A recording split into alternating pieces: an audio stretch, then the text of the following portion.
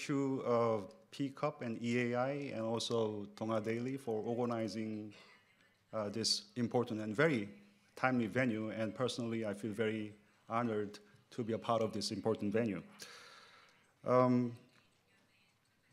I just flew back from Singapore a few hours ago, and I was thinking about my professor, my favorite Yale professor, Bradford Westerfield.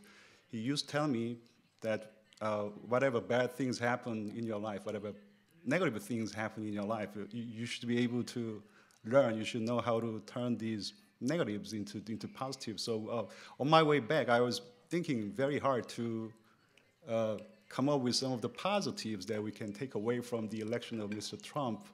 And so far, I couldn't really come up with any positives. So you guys will have to enlighten me what the positives would be from that we can take away from the election of Mr. Trump. I think American relationship with Russia would improve to a certain extent. That's as far as I can think of.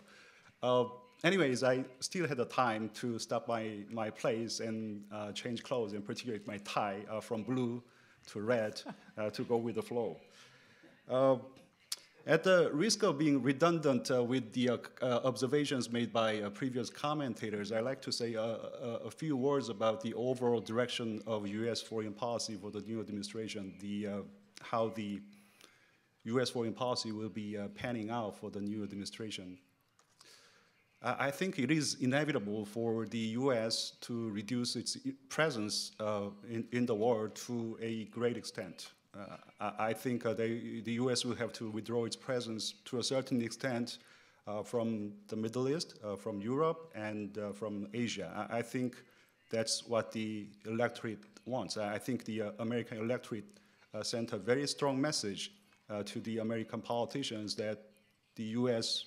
will have to come back home. The U.S. will have to retrench. The U.S. will have to reorganize American national priorities instead of trying to frittering away, trying to resolve these intractable foreign policy problems abroad. You'll have to come back home and try more to resolve these difficult problems that we are faced with inside in the United States. I think that is the message that the American electorate has sent to the politicians in 2016 American presidential election. So after this presidential election, I think President-elect Trump will become more confident about his foreign policy direction, if you will. I think he might think that the American electorate has endorsed his isolationist foreign policy posture, his protectionist trade policy. So he might feel a little bit more confident, and he might feel that he has this strong mandate to pursue, isolationist foreign policy and protectionist trade policy, and try to withdraw security commitments and alliance commitments that the U.S. has made in previous years in Asia and over the Korean Peninsula. But I do believe that there is a limit to which Mr. Trump can do this, because there is a saying that the U.S. foreign policy is what the president says it is. So I think President Trump will have a lot of leeway in making U.S. foreign policy. But that said, I think President Trump would also have to operate within the framework of checks and balances, and I think checks and balances, that mechanism is still very much intact. I hope that checks and balances mechanism is still intact. Sure, both chambers of the Congress are controlled by the Republican Party, but regardless of partisan identification, I think most of Congress people agree that the U.S. will have to continue this internationalist foreign policy posture, sort of a pro-trade foreign policy. I think media agrees that, also agree that the U.S. would continue internationalist foreign policy posture as well. And we have this vast foreign policy establishment and think tank people, academia and think tanks, people who think that the U.S. will have to stay the course in the world affairs instead of trying to withdraw from the world political scene.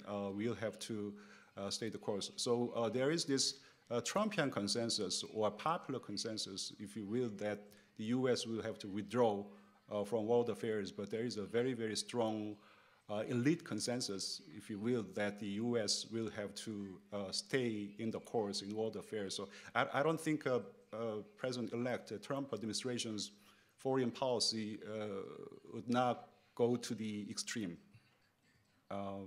But when it comes to trade policy, I think it's a little bit different story, as other commentators has already mentioned. I think Mr. Trump is not an opportunistic protectionist. I think Mr. Trump is what I would call convinced protectionist. His protectionist tendency goes way back in early 1990s, and his protectionist penchant has been fairly constant and very strong all throughout these years. And I think the national consensus in the U.S. on pro-trade is relatively weak compared to the consensus on security policy, consensus on international foreign policy. And also, trade policy can become a lot more politically sensitive. So it would not come as a big surprise if Mr. Trump's the trade policy would become very much protectionist. Let me say a few words about how the U.S.-Korea relationship would be shaping up for the next administration. As we all know, the relationship between the two countries has been in good shape. As a matter of fact, the relations between the two countries has been in excellent shape in recent years. And the two countries have been very reliable partners on and off the Korean Peninsula, cooperating on a number of issues, not just traditional security issues, but also non-traditional security issues. But the election of Mr. Trump will test the durability of the relationship between the two countries in coming years. Some people might think that, well, all these things that Mr. Trump has been saying so far, these are for election purposes. So it's going to be business as usual between the two countries. But I doubt that. I doubt that. I think it's going to be anything but business as usual. It's going to be a very, very difficult challenge to both countries. I think, as other commentators have already mentioned, the Asia rebalancing strategy is over. As Asia rebalancing strategy, as we know it, is over. TPP is gone, and we all knew that TPP was like the golden jewel of TPP. So without TPP, what do we have got, really?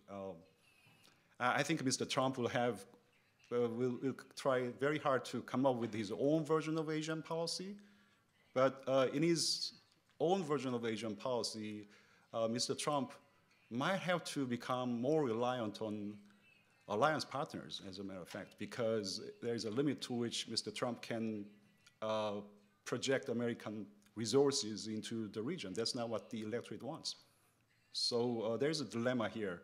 Mr. Trump wants to withdraw alliance commitments to a certain extent, but the fact is that Mr. Trump will have to rely more on the alliances to pursue his own version of Asian policy. And in his own Asian policy, I think Mr. Trump will be asking more for burden sharing. I mean, the things that Mr. Trump has been saying so far isn't really burden sharing to me. I think it was more of a cost sharing. You'll have to pay like 100% of the costs of stationing U.S. forces in Korea. Well, maybe we can pay more, but the real challenge lies in true meaning of burden sharing. You have to do more. You have to play more roles in containing China, maybe, over South China Sea. I think Mr. Trump can become more blatant toward the Koreans in asking for, expediting security cooperation with Japan without considering domestic political situations in South Korea. So I think it is quite possible for Mr. Trump to ask for South Koreans to contribute more. I mean, direct contribution to American national interests. He's been saying that, well, we are doing a lot to defend your country, but what have you done to us? So you got to do more. You have to make more direct contributions to the United States to improve, to protect and promote American national interests. You really have to do more to make America great again. So I think that's the challenge that South Koreans will be facing down the road, to become more contributing, not just in terms of financial resources, but also in terms of the roles that we'll have to play. I think Mr. Trump's demands are not going to be that nuanced. That's the impression that I have got so far. He'll be making more blatant demands towards South Koreans, and if we do not really live up to these demands or expectations, I think there is a possibility, although it is a remote possibility, that Mr. Trump might think that, well, hell with the alliance with the South Koreans. Okay, we have the alliance with Japan, and Japan has been doing very well, I mean, historically, in terms of confronting or in terms of containing China all these years. So I think it is possible for the alliance partnership between the two countries, the importance will dwindle to a certain extent, whereas the American alliance partnership with Japan, the importance could increase. Just a few more words about North Korean nuclear problems. I'm not really sure whether the two countries will see the North Korean nuclear problems eye to eye for the next administration. I think South Korea, I mean, as for deterring North Korean threats, I think South Korea might ask more to Americans to provide more. I mean, to be more explicit in terms of providing deterrence. Be more explicit in this ambiguous concept of extended deterrence. That's what we've been asking so far. Think about this possibility, redeploying American tactical nuclear weapons to the Korean Peninsula, stationing some of the key American strategic military assets on the Korean Peninsula. But the US has been declining, and I think Trump administration will also probably say, well, the measures that we have for deterrence, they are already enough, so do not even ask that. That's an impossibility. So in which case, I think South Koreans might become more enthusiastic about this idea of developing our nuclear weapons, which in turn could sour the relationship between the two countries even further. In terms of, as for how we could denuclearize North Koreans, I don't know. Some people think that, well, Trump administration might weigh in the possibility of launching preemptive strike, but I think that's an impossibility given the national mood. The national mood is that, well, the U.S. shouldn't be getting entangled in military conflicts abroad.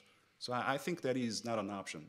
A more possible option, I think, I think it is possible for the Trump administration to become a little bit quicker than we think in terms of negotiating with North Koreans.